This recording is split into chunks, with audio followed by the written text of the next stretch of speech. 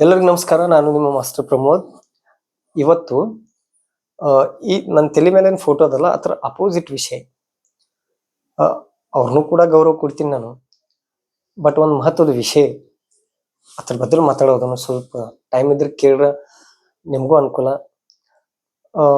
ನಾವಾಗ್ಲಿ ನೀವಾಗ್ಲಿ ಸಾಕಷ್ಟು ಜನರ ಬಾಯಲ್ಲಿ ಕೇಳಿರಿ, ಸಂವಿಧಾನವನ್ನ ತಿದ್ದಬೇಕು, ಅದರಲ್ಲಿ ಕಾಯ್ದೆ ಕಾನೂನಲ್ಲಿ ಬದಲಾವಣೆ ಮಾಡಬೇಕು, ಅಥವಾ ಸಾಕಷ್ಟು ಜನರ ಅಭಿಪ್ರಾಯ ಇರ್ತದೆ ಇದು SC ST ದವ್ರಿಗೆ ಮಾತ್ರ ಈ ಸಂವಿಧಾನದ, ಅವರ ಏಳಿಗೆಗೆ ಮಾತ್ರ ಸಂವಿಧಾನದ, ಹಿಂಗೆಲ್ಲ ತಿಳಿದ ಎಷ್ಟೋ ವರ್ಷಗಳಿಂದ ಜನರು ರಾಜಕಾರಣದಲ್ಲಿ ಇಳಿದು ರಾಜಕಾರಣದಲ್ಲಿ ಗೆದ್ದು ಮೇಲೆ ಹೋಗಿ ಈ ಮಂತ್ರಿಗಳಾಗಿ ಸಂವಿಧಾನವನ್ನ ತಿದ್ದುತ್ತಾ ಇದ್ದಾರೆ.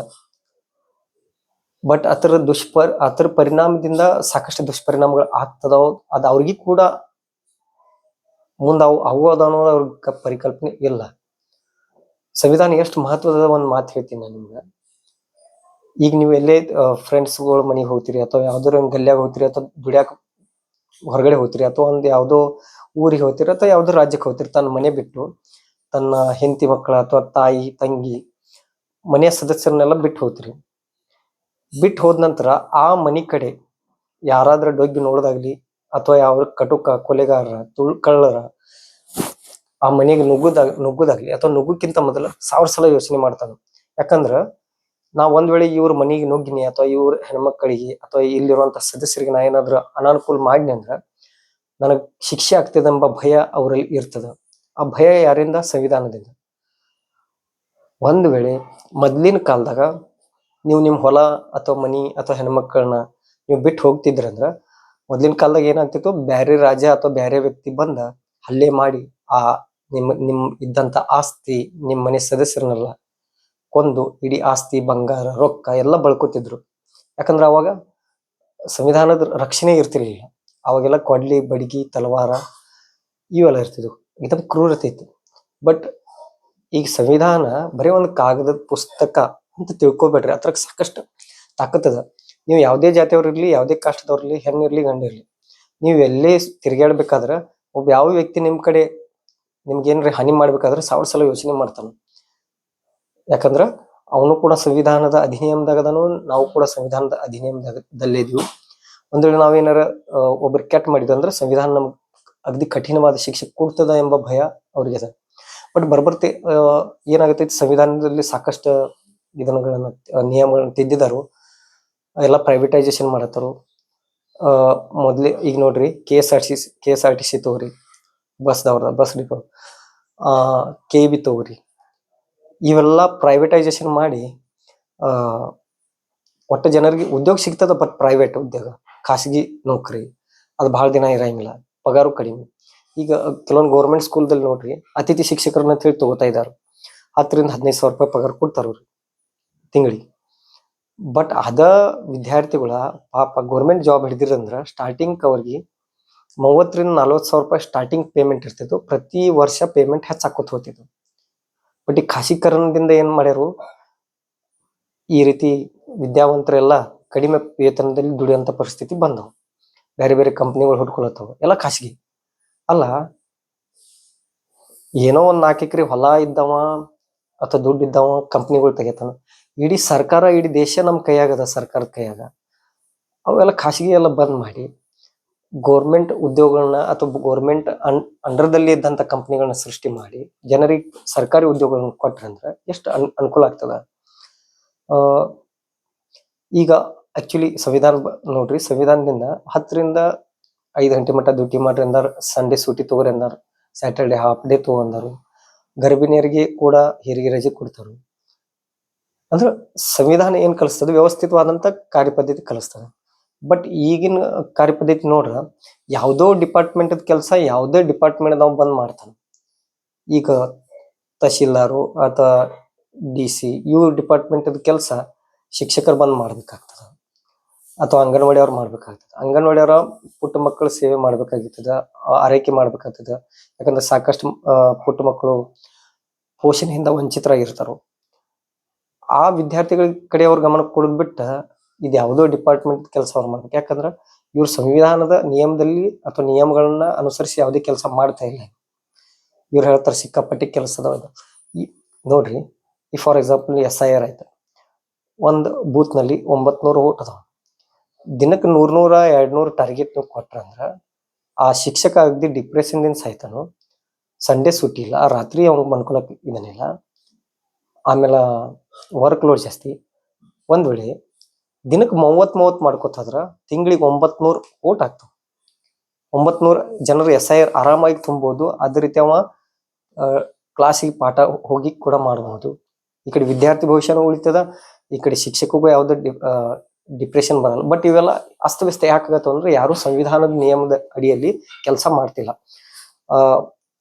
ಮಂತ್ರಿಗಳಿದ್ದವ್ರ ಕೆಳಗಿನ ಅಂದ್ರ PM ಇದ್ದವ್ CM ಮೇಲೆ ಹಾಕ್ತಾರ, CM ಇದ್ದವ್ ಕೆಳಗ ಈ DC ಇವ್ರ ಕಡೆ ಹಾಕ್ತಾರ, DC ಇದ್ದವ್ರ ತಹಶೀಲ್ದಾರ್ ಕಡೆ ಹಾಕ್ತಾರ, ತಹಶೀಲ್ದಾರ್ ಇದ್ದವ್ರ ಕೆಳಗಿನವ್ರನ್ನೆಲ್ಲ ಏನ್ ಮಾಡ್ತಾರ, ಯಾರು ತಮ್ಮ ಡಿಪಾರ್ಟ್ಮೆಂಟ್ ದಲ್ಲಿ ತಮ್ಮ ಸಮಯಕ್ಕೆ ತಕ್ಕಂತೆ ಕೆಲಸ ಮಾಡ್ತಾ ಇಲ್ಲ.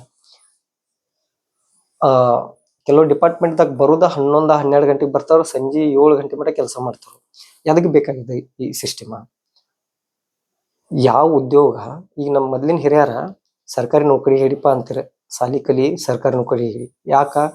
ನನ್ನ ಮಂಟನ ಮಗು ಸರ್ಕಾರಿ ನೌಕರಿ ಹಿಡಿದ ತನ್ನ ಕುಟುಂಬವನ್ನ ಸಾಕ್ಲಿ, ಅದ್ರ ಜೊತೆ ಅವನು ಕೂಡ ನೆಮ್ಮದಿಯಿಂದ ಇರ್ಲಿ, ಆರಾಮವಾಗಿರ್ಲಿ ಅಂತ ಹೇಳಿ ಎಲ್ಲ ಹೇಳ್ತಿದ್ರು. ಬಟ್ ಈಗ ಸಿಗುವಂತ ಸರ್ಕಾರಿ ನೌಕರಿಗಳು ಅಂತ ಸಿಗಂಗಿಲ್ಲ. ಬಟ್ ಇದ್ದವ್ರಿಗೆ ಸದ್ಯ ಅವ್ರಿಗೆ ಇಷ್ಟು ಹೆರಾಸ್ಮೆಂಟ್ ಅದಲ್ಲ. ಅವರು ಹೊಲ್ದಾಗ ದುಡಿಯೋರು ಇನ್ನ ನೆಮ್ಮದಿಯಿಂದ ನಿದ್ದೆ ಮಾಡ್ತಾರೆ, ಬಟ್ ಸರ್ಕಾರಿ ಉದ್ಯೋಗದಲ್ಲಿ ದುಡಿಯೋರು ನೆಮ್ಮದಿಯಿಂದ ನಿದ್ದೆ ಮಾಡ್ತಾ ಇಲ್ಲ. ಇವೆಲ್ಲ ಸಂವಿಧಾನದ ನಿಯಮಗಳನ್ನ ನೀವು ತಿದ್ಕೋತ ಹೊಂಟಿರಿ ಅನ್ನೋಣ ಈ ರೀತಿ ಆಗತ್ತವು. ಮತ್ತ ಸಂವಿಧಾನದಿಂದ ಹೆಣ್ಮಕ್ಳಿಗೆ ಕೂಡ ಪುರುಷರ ಜೊತೆ ಸಮಾನವಾಗಿ ನಿಲ್ಲುವಂತ ಅಧಿಕಾರ ಸಿಗ್ತದ, ಶಿಕ್ಷಣ ಪಡೆಯುವಂತ ಅಧಿಕಾರ ಸಿಗ್ತದ. ಬಟ್ ಹೆಣ್ಮಕ್ಳು ಮನ್ಯಾಗ ಪೂಜೆ ಮಾಡೋದು ಎಲ್ಲ ದೇವರುಗಳನ್ನ ಆ ಸಂವಿಧಾನದ ಪ್ರತಿಯನ್ನ ಅಲ್ಲ. ನೋಡ್ರಿ, ಸಂವಿಧಾನವನ್ನ ಕೇವಲ ಡಾಕ್ಟರ್ ಬಾಬಾ ಸಾಹೇಬ್ ಅಂಬೇಡ್ಕರ್ ಅವರು ಮಾತ್ರ ಬರ್ದಿಲ್ಲ, ಉಳಿದವ್ರು ಸ್ವಲ್ಪ ಸಹಕಾರ ನೀಡಿದವರು. ಬಟ್ ಅದನ್ನ ಸ್ವೀಕಾರ ಮಾಡೋ ಸಮಯದಲ್ಲಿ ಸಾಕಷ್ಟು ಹಿರಿಯರು ಇದ್ರು. ಅವರೆಲ್ಲ ನೂರಾರು ನಮೂನಿ ಪ್ರಶ್ನೆಗಳನ್ನ ಕೇಳಿ ಅದಕ್ಕೆ ಉತ್ತರ ಸಂವಿಧಾನದಾಗ ಐತನ ನೋಡಿ ಅವಾಗ ಅವ್ರಿಗೆ ಅನುಕೂಲ ಅನ್ಸಿದ ನಂತರ ಸಂವಿಧಾನವನ್ನ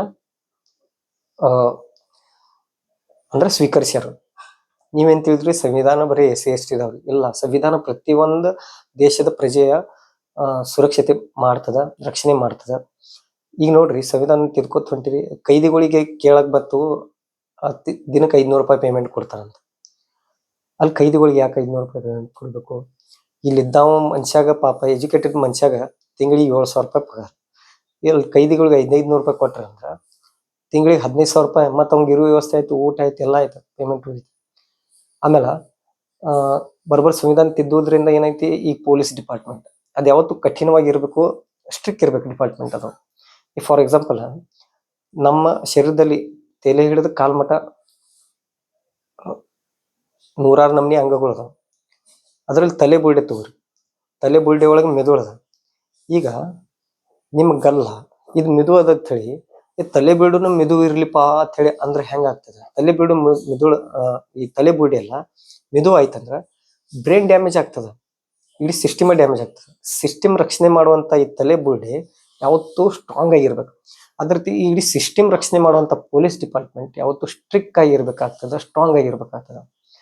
ಅದರಲ್ಲಿ ಅದ್ ಬಿಟ್ಟು ನೀವು ಪೊಲೀಸ್ ಡಿಪಾರ್ಟ್ಮೆಂಟ್ಗೆ ಎಲ್ಲರ ಜೊತೆ ಕರುಣೆಯಿಂದ ಇರ್ರಿ, ಹೊಂದ್ಕೊಂಡಿರ್ರಿ, ಹಿಂಗೆಲ್ಲ ಮಾಡತ್ರ ಅಂದ್ರ ಮತ್ತ ಅವ್ ಪೊಲೀಸ್ ಡಿಪಾರ್ಟ್ಮೆಂಟ್ ದವ್ರು ಏನ್ ಮಾಡ್ತಾರು, ಏನ್ಪಾ ನಾವು ಪ್ರಾಮಾಣಿಕವಾದ ಇದ್ರು ಮೇಲಿನವ್ರು ನಮ್ಗ ಪ್ರಾಮಾಣಿಕವಾಗಿ ಇರೋಗ್ಲಕ್ ಆಗಂಗಿಲ್ಲ, ಜಗ ಹೆಂಗ್ ಹೊಡಿತೈತಿ ಹಂಗ್ ಹೊಡಿನು ಅಂತ ಹೇಳಿ ಬದುಕ್ತಾರ.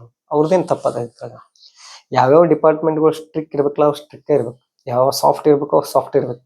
ಫಾರ್ ಎಕ್ಸಾಂಪಲ್ ನಮ್ ಬಾಡಿ ಗತ್ಲಿ ಈಗ ತಲ್ಯಾಗ ಕೂದ್ಲ ಅದಾವ ಅಂತ ಹೇಳಿ ನಾಲಿಗೆ ಮೇಲೆಲ್ಲ ಕೂದ್ಲು ಬಂದು ಅದ್ರ ತುತ್ತೊಳಗೆ ಇಳಿತದ. ಕೂದಲು ಚಂದ ಅದಾವ ಅಂತ ಹೇಳಿ ತಲ್ಯಾಗ ಇಟ್ಕೊಂಡ್ರೆ, ನಾಲ್ಗಿ ಮೇಲೆ ಕೂದ್ಲ ಇಟ್ಕೊಂಡ್ರೆ ಹೆಂಗಾಗ್ತದೆ? ಅದೇ ರೀತಿ ಪೊಲೀಸ್ ಡಿಪಾರ್ಟ್ಮೆಂಟ್ ಸ್ಟ್ರಿಕ್ಟ್ ಇರ್ಬೇಕು. ಕೋರ್ಟ್ ಅದು ನಿಷ್ಪಕ್ಷಪಾತವಾಗಿ ಕೆಲಸ ಮಾಡಬೇಕು. ಆರೋಗ್ಯ ಡಿಪಾರ್ಟ್ಮೆಂಟ್ ಅದು ಕೂಡ ಆರೋಗ್ಯದಾಯಕ ಕಾರ್ಯಕ್ರಮಕ್ಕೆ ಹೆಚ್ಚಿನ ಮಹತ್ವ ಕೊಡಬೇಕು. ಈ ರೀತಿ ಆಯಾ ಡಿಪಾರ್ಟ್ಮೆಂಟ್ದವರು ಅದಕ್ಕೆ ಸಂಬಂಧಪಟ್ಟಂಗ ಕಟ್ಟುನಿಟ್ಟಿನ ನಿಯಮಗಳನ್ನು ಪಾಲಿಸ್ಬೇಕು. ಬಟ್ ಸಂವಿಧಾನ ತಿದ್ದುವುದರಿಂದ ಏನ್ ಬೇಕಾದಾಗ್ಬಿಟ್ಟದ. ಒಂದ್ ನೆನಪಿಟ್ಕೊರಿ, ಮುಂದೆ ಸಂವಿಧಾನ ತಿದ್ದುವುದರಿಂದ ಬರೀ SC ST ಅಲ್ಲ, ಎಲ್ಲಾ ಜಾತಿಯವ್ರಿಗೆ ಅನಾನುಕೂಲ ಆಗುತ್ತದೆ. ಎಲ್ಲಾ ಜಾತಿಯವರ ಕುತ್ತಿಗೆ ಮೇಲೆ ಸಂಕಟ ಬರುತ್ತದೆ. ನೋಡ್ರಿ, ಇನ್ನಿಲ್ಲ ನಾಳೆ ರೊಕ್ಕ ಇದ್ದವ ಸಾವ್ಕಾರ ಆಗಿಬಿಡ್ತಾನು. ಎಲ್ಲಿ ಮಟ್ಟ ಅವನ ಕಡೆ ರೊಕ್ಕ ಅದಾವ, ನಂತರ ಅವನು ರೊಕ್ಕ ಕಡಿಮೆ ಆದವನು ಮತ್ತೊಬ್ಬ ಆ ರೊಕ್ಕ ಇನ್ನೊಬ್ಬನ ಕಡೆ ಹೋಗಿರ್ತಲ್ಲ, ಅವ್ನು ರಾಜ ಆಗಿಬಿಡ್ತಾನ, ಇವು ಹಾಳಾಗಿಬಿಡ್ತಾನ. ಈ ಪರಿಸ್ಥಿತಿ ಬರ್ತದ.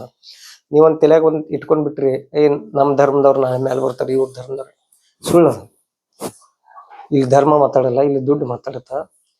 ಕರಪ್ಟ್ ಮನುಷ್ಯ ಮತ್ತೆ ಯಾರ ಕಡೆ ಬಲ ಇರ್ದಲ್ಲ ಅವ ಅಷ್ಟ ಮ್ಯಾಲ ಬರ್ಲಕ್ ಹೋಗ್ತಾನ. ಅಂತ ಅದಕ್ಕೆ ಮಾನವೀಯತೆ ಜೀವನ ಅನ್ನಂಗಿಲ್ಲ. ಮನುಷ್ಯರು ಬದುಕುವಂತ ಸಮಾಜ ಅದು ಅಲ್ಲ. ಹೆಂಗದ ಕಾಡ್ನ್ಯಾಗ ಹೆಂಗ ಹುಲಿ ಸ್ಟ್ರಾಂಗ್ ಇರ್ತದ, ಅದ್ ಇನ್ನೊಬ್ರನ್ನ ಕೊಂದು ಬಡದ್ ತಿಂತದ, ಆ ರೀತಿ ಸಿಸ್ಟಮ್ ಆಗಿಬಿಡ್ತದ.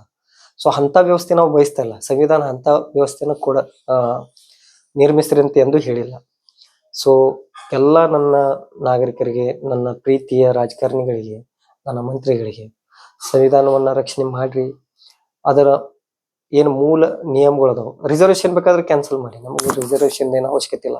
ನಾವು ಕಾಂಪಿಟೇಷನ್ ಮಾಡ್ತೀವಿ, ನಮಗೂ ಕೂಡ ಬ್ರೇನ್ ಅದ, ನಾವು ಕೂಡ ಕಲಿತೀವಿ. ಯಾರು ಬಡವ್ರು ಅದಾರು, ಬಡವರಲ್ಲಿ ಹುಷಾರ್ ಅದಾರಲ್ಲ ಅಂತವ್ರಿಗೆ ರಿಸರ್ವೇಶನ್ ಕೊಡ್ರಿ. ಮತ್ತು ಕೆಲವು ಹೆಣ್ಮಕ್ಳು ಅತಂತ್ರವಾಗಿದಾವ, ಅವ್ರ ಜೀವನ ಅತಿ ಕ್ರೂರವಾಗಿದೆ, ಅಂಥವ್ರು ಸ್ವಲ್ಪ ಸಹಕಾರ ನೀಡಿ. ಒಟ್ಟಾರೆ ಹೇಳುದ, ಮಾನವೀಯತೆಯಿಂದ ಎಲ್ಲರ ಬದುಕಿ ಸಂವಿಧಾನವನ್ನ ರಕ್ಷಣೆ ಮಾಡಿ. ಯಾಕಂದ್ರ ಅದು ಇರುತನ ನೀವು ಎಲ್ಲರೂ ಸೇಫ್ ಆಗಿರ್ತೀರಿ, ಎಲ್ಲಾ ಜಾತಿಯವರು. ಧನ್ಯವಾದಗಳು.